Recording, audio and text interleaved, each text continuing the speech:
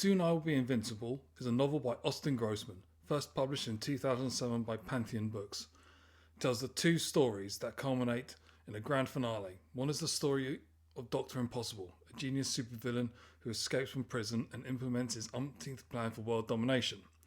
The other is the story of Fatale, a cyborg female superhero who is recruited by the reformed hero group The Champions to look for their former leader who has mysteriously vanished without a trace, with the suspicion that Dr. Impossible is somehow involved. The story starts with Impossible's boring prison life, then quickly moves to Fatale in the crisis room at the HQ of the Champions, surrounded by the remaining members of the greatest team on Earth. She's a cyborg created by the mysterious non-existent Proteon Corporation after she was nearly crushed to death by a truck while on holiday in Sao Paulo. She has no memory of the accident, nor of her life, and she's never been told. Present are Damsel, daughter of Stormcloud and stepdaughter of Regina, retired heroes of the Super Squadron, who protected the Earth before the Champions took on the mantle. She has super strength, a protective force field, microvision and flight. There's also Black Wolf, a former Olympic gymnast turned multi-millionaire CEO and scourge of the underworld. He's also Damsel's ex-husband. Elfin claims to be the last of the fairies, a warrior in the army of Titania, left on the Earth to fulfill a single mission that was never truly revealed to her.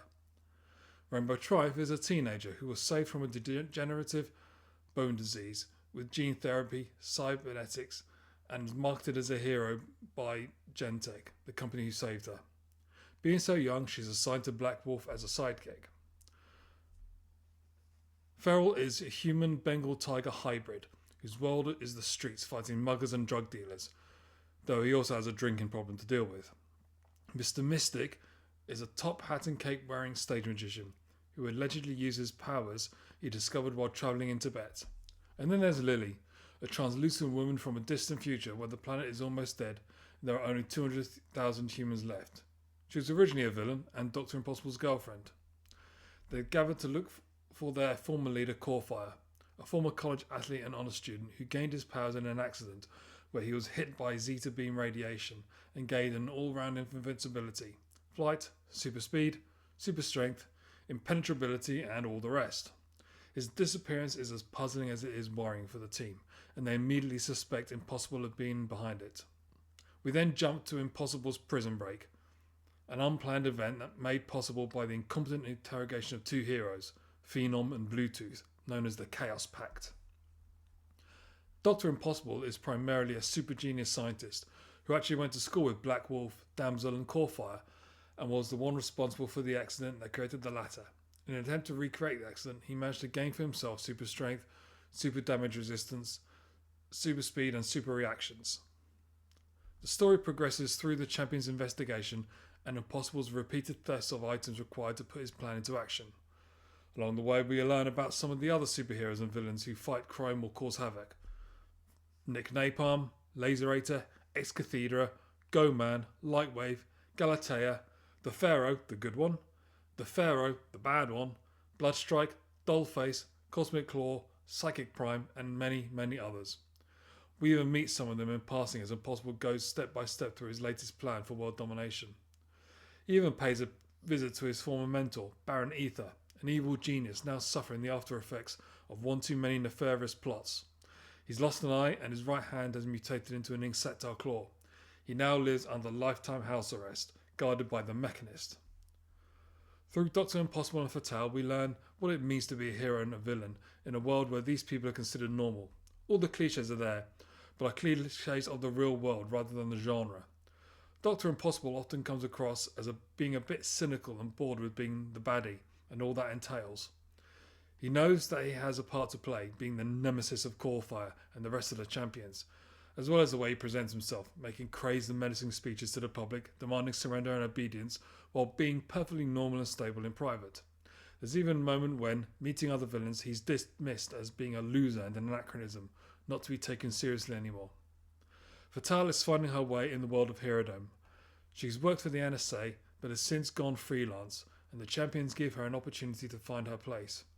She's both enamoured with and frustrated by her fellow team members, whether it be for their clashing personalities or the way they portray themselves. She's not convinced by Elfin's claims to be a 1,000-year-old fairy, and Mr. Mystic comes across as a bit of a joke at times. The story culminates in a remote Island lair, the stereotypical lair of Doctor Impossible, where the champions have their final confrontation with their nemesis, replete with crazed master plan, shocking revelations, initial defeat, and eventual victory by the good guys.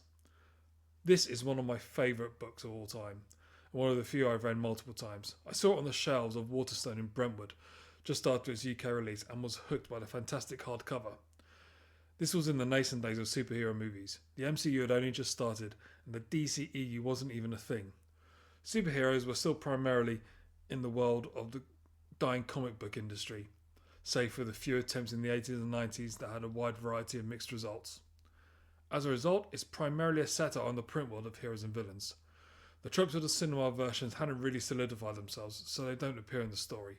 For example, the final plan does not involve a giant laser beam shooting into the sky. From the description of the main characters, you probably guessed which well-known comic book character they match to. Corfire is Superman, the archetypal perfect hero who travels faster than a speeding bullet. Damsel is Wonder Woman, though her powers are more akin to Supergirl and Power Girl. Black Wolf is Batman, the rich guy and highly trained athlete who takes on more real-world villains.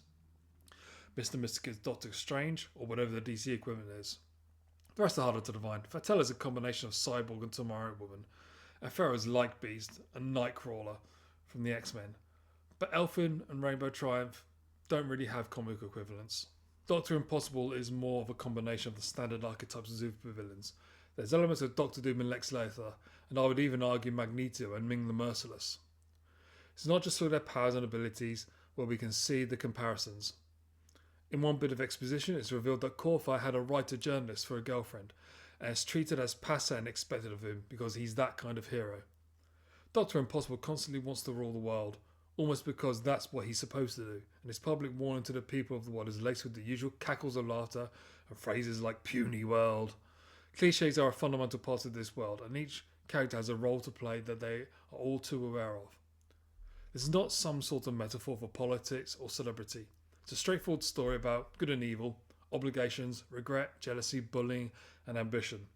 It's a novel that cleverly builds an alternative world where people can travel in time and across dimensions, control and defy gravity, and visit other planets without any of it being a traumatic surprise for ordinary people.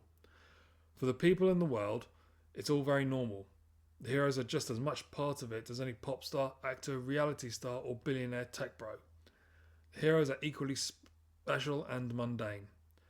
It does go down the road of the misunderstood villain and not so shiny heroes, where the backstory of Doctor Impossible is revealed as one of mistreatment at the hands of fellow pupils who would eventually become his sworn enemies. It may be a done-to-death trope now, but it still works here. Ultimately, this novel has more in common with the previous era of superheroes. Not only was it published in the early days of the MCU, but its genesis within the mid-90s, and it really does feel like it has more in common with the Batman movies of the time, where the settings and characters look more like the comics than the Dark Knight trilogy of Christopher Nolan. There was an attempt to adapt it into a film, but nothing has happened yet, and it feels like it would be a bit too late now. The genre is dying, and people are getting sick of it. It could work, but maybe its best chance of being a hit has passed.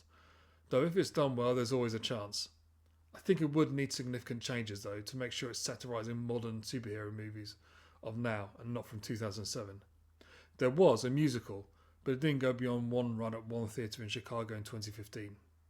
If you love comic books and superheroes, then I would highly recommend this book.